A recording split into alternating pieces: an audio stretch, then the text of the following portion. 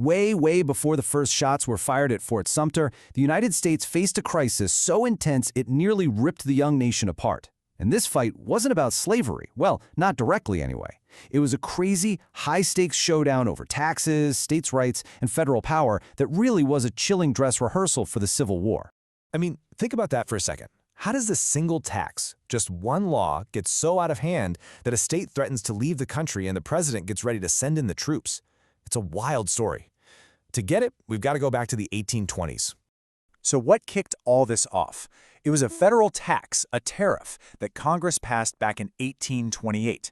And down in the South, they gave it a nickname that tells you everything you need to know about how they felt. They called it the Tariff of Abominations. Okay, so what in the world is a tariff? It's actually pretty simple. It's just a tax on stuff coming into the country from other places. The whole point is to make those foreign products more expensive so that you're more likely to buy things made right here at home, to help out American businesses. Okay, check this out. This simple example with the blankets makes it crystal clear. So let's say a blanket from Great Britain costs $10, and an American-made one is $12. You'd probably buy the British one, right? Save a couple dollars. But what if the government slaps a 50% tariff on it? Boom, that British blanket now costs $15. All of a sudden, that $12 American blanket looks like a pretty sweet deal. See, that's how it's supposed to work. And right here, this is the heart of the problem. You've got a country that's basically split in two, economically speaking.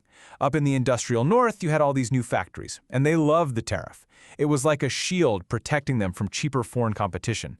But down in the agricultural south, where they didn't really make much stuff, they absolutely despised it. For them, it just meant the tools and clothes they imported cost more, and it made it harder for them to sell their cotton to other countries.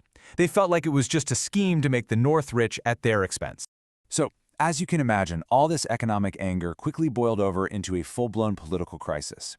And it was led by one of the most powerful politicians in America, who came up with a truly radical, game-changing idea for how to fight back.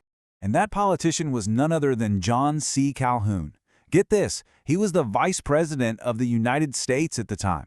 He was from South Carolina, and he was furious about this tariff. So he secretly, anonymously, wrote this document, this South Carolina Exposition and Protest, that laid out a whole legal argument against the federal government's tax. And the core of his whole argument was this one powerful word: nullification. The idea was basically this: if a state believes a federal law is unconstitutional, it has the right to just nullify it, to cancel it, to declare that law as null and void inside its own borders. I mean, this was a massive challenge to the power of the federal government. It's a question we still argue about today, right? Can a state just decide to ignore federal law it doesn't like?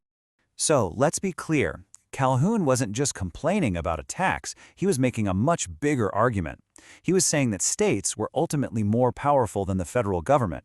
He said the tariff was unconstitutional because it was totally biased, helping one part of the country while hurting another. And then he dropped the bombshell. If the federal government tried to force an unconstitutional law on a state, well, that state had the ultimate trump card. It could just secede. It could leave the union altogether. With the threat of leaving the entire country on the table, the stage was now set for an epic showdown. This was going to be the fiery, tough-as-nails president, Andrew Jackson, squaring off against Calhoun's home state of South Carolina. And believe me, things escalated fast. I mean, just look at this timeline. In 1832, Congress tries to calm things down with a slightly lower tariff. It doesn't work. South Carolina's not having it. By November of that year, they hold a special convention and officially nullify the tariffs. They basically say, we're not paying, and if you try to make us, we're out of here. By March of the next year, it's gotten so serious that Congress actually passes something called the Force Bill, and that's exactly what it sounds like, a bill giving the president the green light to use the military. In Washington, the debate was absolutely electric. In the Senate, Daniel Webster of Massachusetts gave one of the most legendary speeches in American history, arguing that the Union was everything. And he ended with this incredible line that became a rallying cry for the whole country: liberty and union, now and forever, one and inseparable. So what about the president? Andrew Jackson, who was a Southerner himself, was absolutely livid. He didn't see this as some fancy legal debate. He saw it as one thing and one thing only: treason. And he made it crystal clear. Disunion by armed force is treason. I will meet it at the threshold. He wasn't going to let this happen. And trust me, he was not bluffing. Not one bit. Behind the scenes, Jackson was getting the Army and the Navy ready to go. And privately, he was telling his friends that he would personally lead the army into South Carolina and hang the first one of those nullifiers he could get his hands on from the nearest tree. The country was literally on the brink of war. So you've got both sides dug in, refusing to back down. The situation is about to explode. It fell to another political heavyweight, Henry Clay. They called him the Great Compromiser, to somehow, some way, pull the nation back from the edge. And Henry Clay did what he did best. He worked his magic. He came up with a brand new compromise tariff that would slowly lower the taxes over the next few years. It was brilliant, really.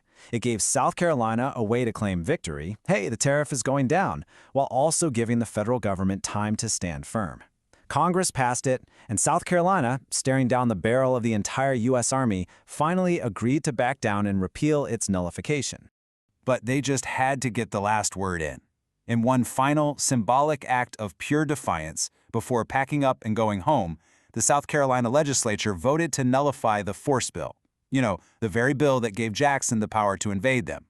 It didn't actually do anything, but it was their way of shouting to the world that this fight over states' rights was far, far from over. So, the immediate crisis was over. Disaster averted. No shots were fired, thankfully.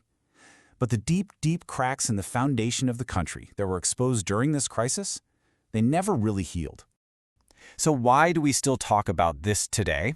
Well, because while the specific idea of nullification kind of faded away, the much more dangerous idea of secession did not. It actually got stronger. And you have to understand the South's real underlying fear here. It wasn't just about a tax. It was about this. If the federal government has the power to pass a law that can wreck our economy, what's to stop it from one day passing a law that outlaws slavery? That was the ultimate fear. And this crisis brought it all out into the open. The main conflict, the power of the states versus the power of the federal government, was just kicked down the road. It was left completely unresolved. And the exact same arguments, the same threats, the same ideas of secession would all come roaring back just 3 decades later. And that time, it would lead to the bloodiest war in American history. So the nullification crisis ended with a compromise, basically a bandage slapped on a very deep wound. But it leaves us with this huge question that we are still wrestling with today. In this constant tug-of-war between states and the federal government, who really has the final say? And where do you draw that line? It's a debate America was having in 1833, and it's a debate we are absolutely still having right now.